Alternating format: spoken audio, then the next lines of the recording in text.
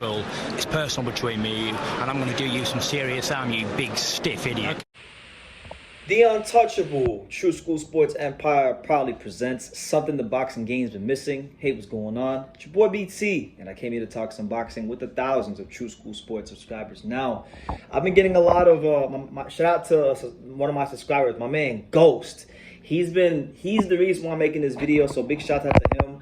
He's someone that has been talking up Stephan Shaw, and I gotta be honest, man. I'm familiar with Stephan Shaw. I watched him fight on a couple of occasions, but I've never made a Stephan Shaw video. So he's been saying, BT, you need to make a video about Stephan Shaw. When's your video coming out about Stephan Big Shot Shaw?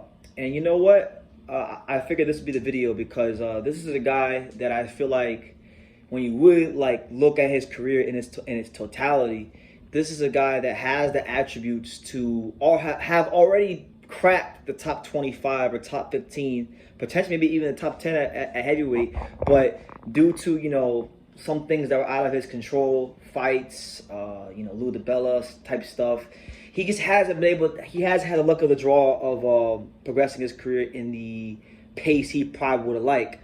But as it stands right now, Stephan Shaw, 17-0, 13 knockouts, has done his job so far every time he's been in the ring. So let's talk about him, man. So who's Stephan Shaw? Stephan Shaw is a fighter that is 6'4". So you're talking about a guy who, when we talk about his frame being or his height being 6'4", he's not a big heavyweight, but he's a guy that's good height on him. 81-inch reach, so he actually winds up having a pretty good reach for his size. And then when you factor in the speed that he has at that size, the movement he has, and the way he's able to put together his punches and having respectable power, I think he makes for a very, very, very tough guy to beat in the heavyweight division, because he's one of these guys that to where, like, if you're a heavyweight that's on the way up and you're trying to fight guys to build your record up, he's a very, very tough puzzle to solve. Because like I said, you got a guy who's quick, you got a guy that can box, you got a guy that can throw combinations, you got a guy that is experienced. He's been in the Deontay Wilder camp. This is a guy that, if you look at his resume so far, I mean, he hasn't beaten no crazy names, but he's beaten some. If you know your heavyweight boxing, he's beaten some okay guys. Like he beat Donovan Dennis, who really isn't a big guy. He really shouldn't be fighting a heavyweight, but he beat Donovan Dennis. He beat and stopped Gregory Corbin in 2019. And then he also wound up beating Joey DeWeco, which is the fight, one of the only fights of his I've actually watched live on TV.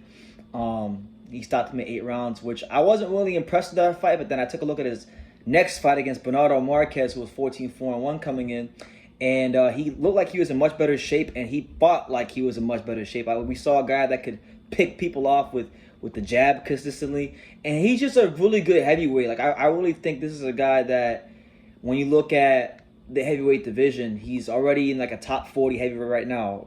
Currently, he's ranked number 34th on BoxRec. You look at, with him being number 34 ranked on BoxRec, he's a fight or two away from cracking that top 15 in my opinion. And you look at some of the names around his weight on BoxRec. I mean, you got Filip Hrgovic, who's ranked number 37th on BoxRec, who's fighting in an eliminator. Now, I don't think that they're going to allow Hrgovic to fight Stephan Shaw, but that's a fight that I'll like in the future, because me and Ghost have been talking about that fight a lot. I rate Hrgovic very, very highly, and I think he's got heavyweight championship potential.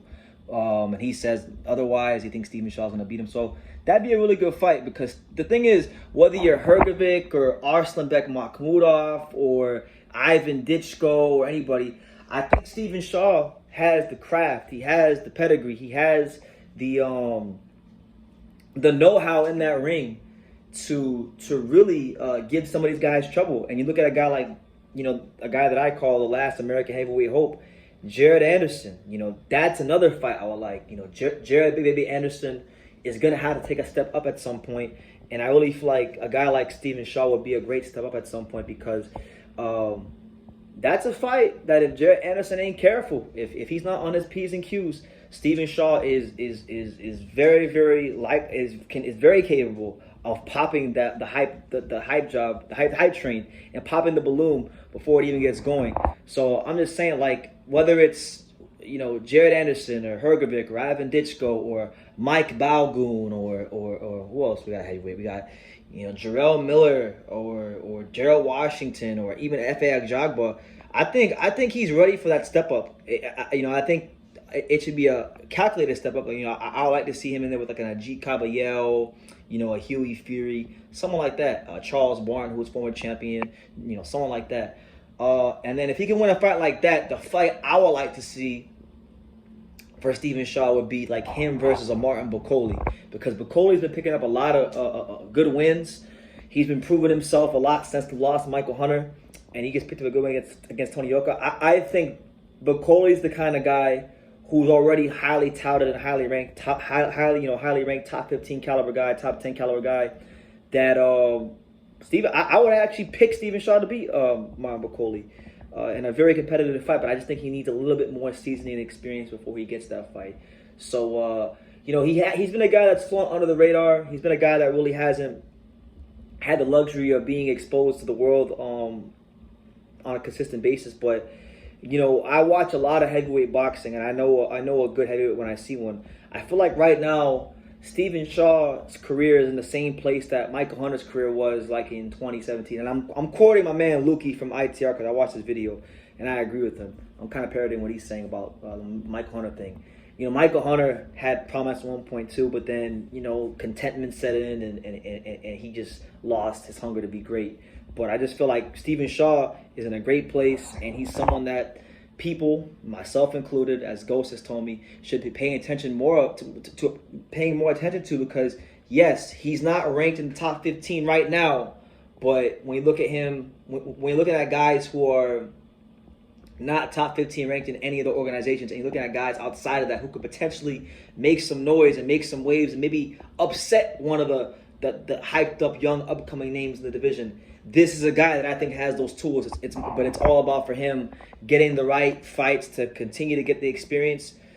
And I'm thinking I don't think he's got to get more than 1 or 2 fights against like decent opposition. Maybe 1 or 2 fights against an Ajit Kabayel, maybe a Charles Martin, maybe a Huey Fury, something like that. And if he could pass that test, then I say give him a guy like Martin Bakole, give him a guy like Big Baby Anderson. And I'm telling you, if they're not careful, Stephan Shaw is capable enough to beat them. So I'm going to leave it at that. You guys let me know what you think about Stephan Shaw.